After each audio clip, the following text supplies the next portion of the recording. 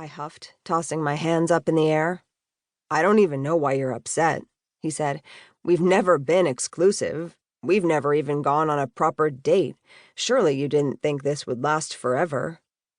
I ground my teeth, but to his credit, he didn't say it with even a slight hint of annoyance or pity or arrogance. It was a genuine, accurate statement, as if he was reminding me that the shirt I was wearing was blue.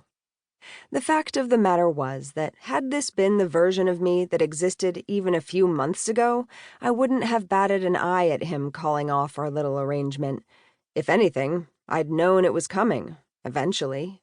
He told me about Ella when he met her, and they'd been hanging out just as consistently as we had.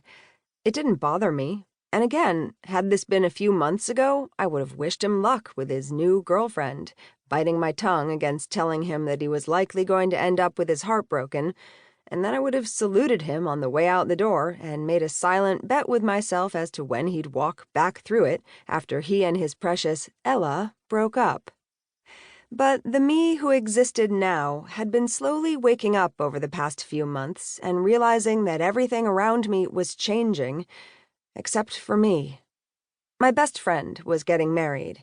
My party friends were all settling down into relationships. The few single buddies I still had were dispersing, either moving to different cities or slipping into various levels of alcoholism that I did not find cute or appealing.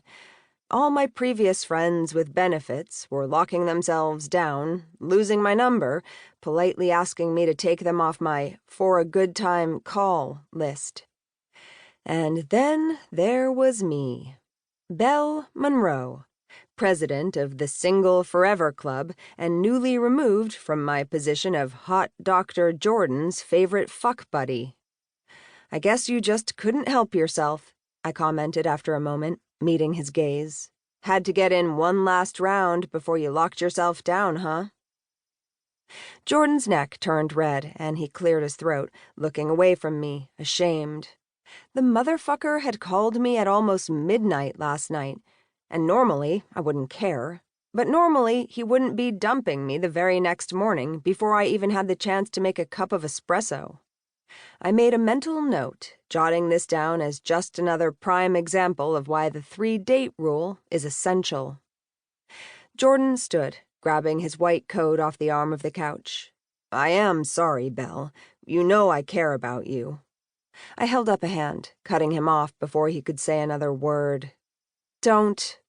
"Why does it make you so uncomfortable to hear that? We've been—" He paused, waving a hand between us. "Doing whatever this is for over a year now." This was a fun arrangement, one that mutually benefited both parties. Jordan heaved a sigh at that, looking out my floor-to-ceiling windows at the Chicago skyline being dusted with the morning sun. "Well, I guess it shouldn't hurt too bad to lose me then." My cold heart defrosted a bit at his words, and I met his disappointed gaze like a dog with her tail between her legs.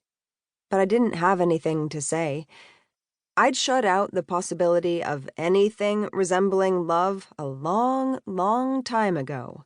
Love, I'd learned, was a trap. It was a glitter-covered black hole that would swallow you up and spit you out and leave you shipwrecked and alone time and time again. The only way to avoid that kind of heartache was not to participate at all, to cut all strings before emotions had the chance to form. That was how you kept yourself safe. And no one could change my mind about that, not even hot, sensitive, caring Dr. Jordan. Jordan watched me for a long moment, waiting, like he wondered if his words had struck some chord with me. He watched me like maybe this was the day I would confess all my feelings.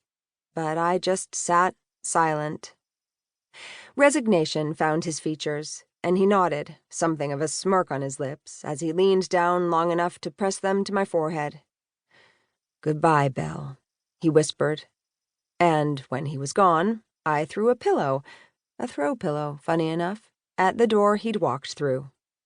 A growl ripped from my throat, and I ran my hands back through my long strawberry blonde locks, tucking them behind my ears and grasping the back of my neck. I let my eyes close and attempted